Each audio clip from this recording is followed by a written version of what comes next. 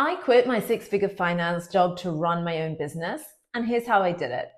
12 years ago, I walked away from a six-figure finance career in the city of London to go full-time on my side hustle.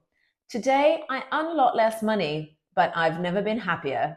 But I didn't just wake up one morning and quit on a whim and hope for the best. I'm a planner at heart, which means I built a very specific financial safety net way before I handed in my notice. If you're feeling trapped in your 9 to 5 and daydreaming about a softer life, a business of your own, or just some time to breathe, this video is a step-by-step blueprint I used to prepare myself to take the leap. Hi, I'm Dahlia, and this is Get on Top with Dahlia, where I am dishing out life-changing lessons on personal finance and investing from my own experience every single week to help people just like you get on top of your finances. Let's go. So how did I get here? I had decided back in my 20s to do a finance degree because I wanted to be a banker and earn lots of money. End of story. Not because I love following the markets, because I have a passion for company analysis or any of the other things that I said in my 7 rounds of interviews that I had to do to get that job. I did it because I wanted the money. And money I earned, but not without becoming completely disillusioned by the corporate world along the way and learning that I actually hated the corporate life and didn't give two about whether my city firm earned money or not. Sorry, not sorry. I vividly remember one day when I was sitting at my desk and it was almost 6 p.m., which was our finish time, and a team member of mine was standing up in the aisle by my desk talking really loudly to our boss about what she'd achieved that day. And in my head, I was screaming, "No one gives a That was the day I realized I did not want to stay sitting at that desk for another 30 years. So there I was about 5 years into this career when I realized it wasn't what I wanted to do forever and I needed a way out. I was earning a lot, but because I was so stressed out and time poor, I was spending as much as I earned and I had little savings. I did have some investments that I had started doing when I was a finance student that I'd put aside for a house deposit. But once I'd reached that deposit goal, I stopped saving and investing and let my salary get eaten away. I was definitely a victim of lifestyle creep. As soon as I earned more, I spent more, and I just upgraded my lifestyle to match my salary. But ultimately, I was doing this because I needed the material things to feel good because I was doing a job that I didn't care about. I was regularly doing things like going shopping on luxury fashion websites like Net-a-Porter.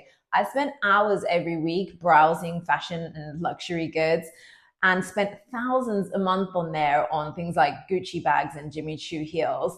I'd also gotten into the habit of taking myself out to fancy lunches on a random Tuesday just because I was so bored at work and it made me feel better. I remember once I was visiting a client in Mayfair and I just took myself to the Ritz-Carlton for lunch because it happened to be nearby. And then that became an expensive habit every single time I visited that client. And it was just to alleviate my boredom.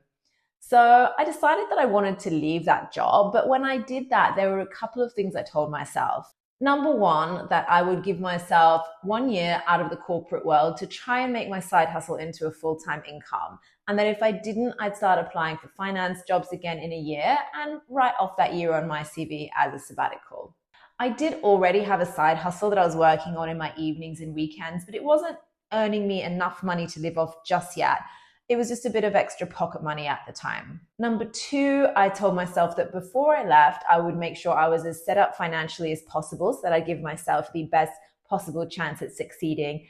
So what I did is make a list of all the things I'd need to have in place to make myself feel secure enough to quit my job, knowing that I could afford to fail for a year in case my side hustle didn't work out. The first thing that I did was create my freedom number, which was how much money I wanted to have saved up to act as a buffer when I quit. This number was made up of my monthly basic living expenses, so my rent, bills, transport, food, all multiplied by 12 so that I'd have enough money to last me for a year.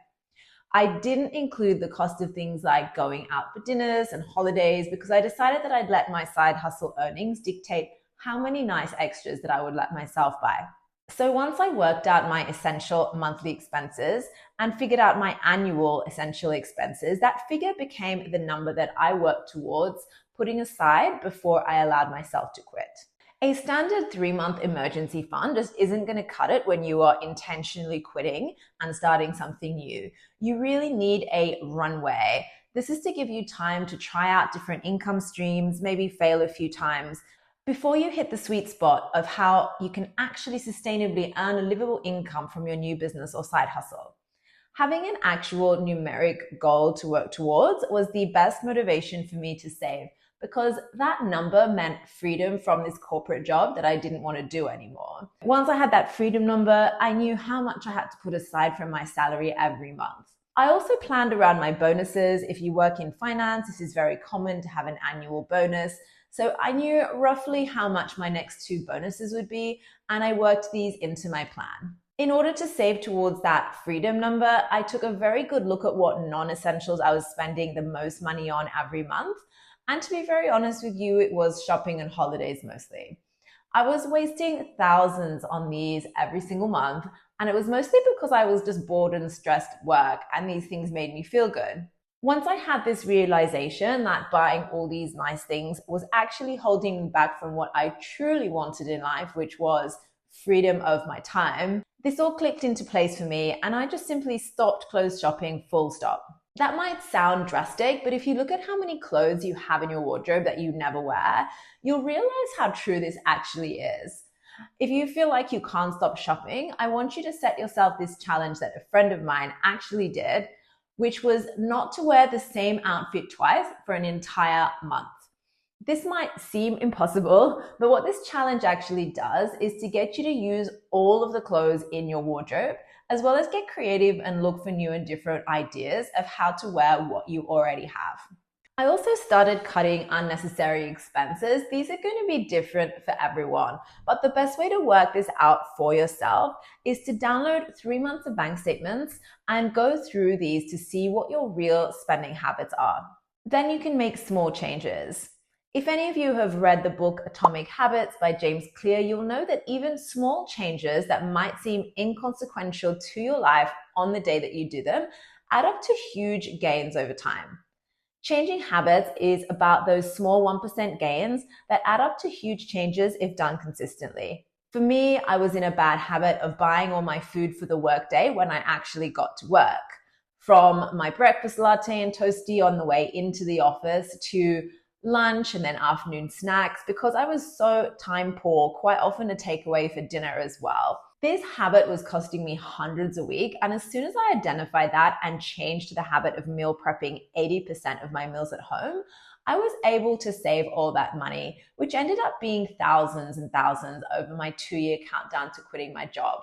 I say 80% of the time here because I really believe in the 80-20 rule, which is to follow a rule 80% of the time, not 100% of the time, which is too strict and will see you abandoning whatever it is you are trying to do. Knowing that you have a little leeway to still buy things that you enjoy means that you're much more likely to stick to your goals. Once I hit that freedom number in my bank account was when I really started to be able to relax, knowing that I could walk away from the corporate life and knowing that I had a buffer of 1 year to figure things out.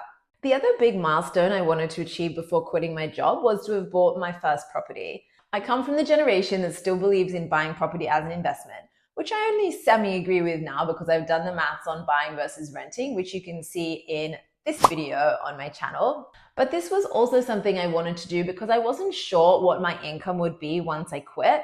And having a stable job with a regular salary means that you look like a very safe bet to banks who want to lend you money for a mortgage. So they'll not only lend you more, but they'll give you a better interest rate. If being a property owner is something that you aspire to and you do expect to be earning less after you quit your job, then getting on the property ladder while you can isn't a bad idea. Now, I could make a whole other video on the do's and don'ts of buying your first property, but the main takeaway I want you to have from this video is that once you enter the world of freelancing or being a business owner, especially if you are starting out and you don't earn as much as you did at your corporate job, it is a whole lot harder to qualify for a mortgage, and the banks will charge you a lot more interest. So if home buying is a goal of yours, I really suggest trying to do that before you quit your salaried job. It doesn't have to be your ultimate dream place. Mine certainly was not. But getting on the property ladder while you still look like a safe bet to the banks will benefit you down the line. I just got a new mortgage last year to buy my first home to live in, and only one lender in the UK would lend to me. That is the reality of running a small business. You look a lot more risky to banks than someone with a stable 9 to 5 income. So it was with these specific goals and figures in mind that I set about a 2-year countdown plan to quitting my corporate job. There was no magic, just a lot of small habits and a lot of motivation to leave. It also made me so much more focused on my side hustle. Now, not everyone has a side hustle or a business idea, but if you're watching this, my guess is that there's already something you're thinking about doing, whether that's a passion, just an idea, or something you've already started testing out. The best way to know if you may be able to survive financially once you quit the day job is to start testing this out right now. If you already have a side hustle, I would double down on this in your free time to see how much growth and income potential it really has. The aha moment for me was when I had a really busy season with my event-based business that I ran while still in my corporate job. And one summer I made a lot more money than I was actually making at my corporate job. And that was the moment that made me think, there may be a bit more to this. If you already have a side hustle and want to quit your job, now's the time to get thinking strategically about how you can grow that income into a full-time one. Maybe you don't already have a side hustle, but you have a passion that you want to turn into a business idea. Or just a business idea, full stop. A lot of businesses can be boring but lucrative. You don't have to be passionate about them for them to work. For example, buying a laundromat or starting a vending machine business. You can not only start making your business plan, but you can start testing for potential ideas by running Facebook ads, for example, for a product that you want to launch that you haven't made yet. Make a mock-up of an ad for several different versions of the product and run these on Facebook to see what people click on and what they don't. Once they click, they can just submit their email to be added to a waiting list. This idea may cost you a small amount of money, but it is so much better to spend a little bit of money now testing out your prospective business idea than quitting your job and investing all of your savings only to find out that your idea isn't going to make any money. You don't already need to be an expert at any of these things to start testing them out. You can easily hire a marketing or Facebook ad manager on websites like Fiverr or Upwork. And it is much more sensible to make a small investment in this now while you're in your 9 to 5 to see if your idea may work before quitting only to find out that it doesn't work. By the end of my 2-year countdown to quitting, I had saved up a safety buffer of 1 year of life expenses and bought a property in London. It was small and far from my ideal place, but the sense of accomplishment and freedom I felt when I signed those papers is something that I still remember, because that's when I realized that I could walk away from this job that didn't serve me. Once I had those two ticked off the list, I strategically waited until my next bonus, then I sent my resignation in. And now I've been 12 years as a freelancer, running my own business in London, and while I don't earn nearly as much as I used to in finance, I have such a much better quality of life. Yes, I still have the occasional demanding client as well as all the responsibility of creating my own income, but I have so many things that I didn't have during my corporate job, which is freedom of my time, freedom to work remotely for a part of the year when I'm not physically needed in London for my business, the joy of getting to pursue a path that I'm truly interested in and passionate about, and the time to give it my all. These things are so much more important and fulfilling to me than the 6-figure salary I was on. Yes, money is great, and I run a YouTube channel telling people how to manage and get more of it, but spending it all on materialistic things only gives you a certain amount of happiness. My true happiness comes from getting up every day to work for myself on something I enjoy, and I hope this video has inspired you to do the same as well. Thank you so much for watching. If you want to know the very specific things that I did to save money to get towards my freedom number, watch this video next. Ciao for now.